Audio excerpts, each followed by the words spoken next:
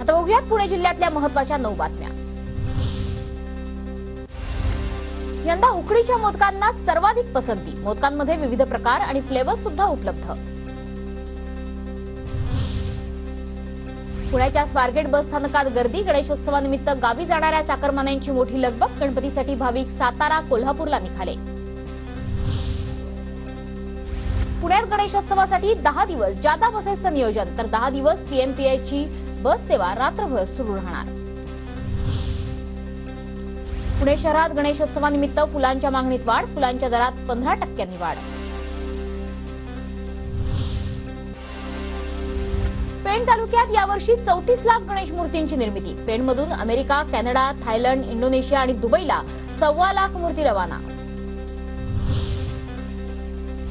पुणे पीएमपीएलचा रात्रीचा प्रवास 5 रुपयांनी महागला। दुसऱ्या शिफ्ट नंतर धावणाऱ्या बसचा प्रवास महागला, तर रात्री 12 नंतर बसेसमध्ये पास चालणार नाही। पीएमपीएल प्रशासनाकडून स्पष्ट।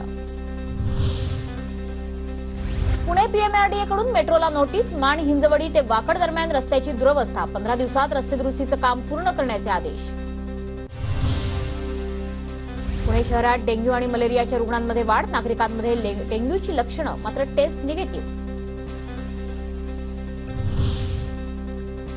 माजी नगरसेवक वनराज आंदेकर याची हत्या करण्यासाठी तब्बल 1.5 महिन्यापासून रेकी। गोळी झाडून आणि कोयत्यानं वार करून वनराज यांची हत्या झाली।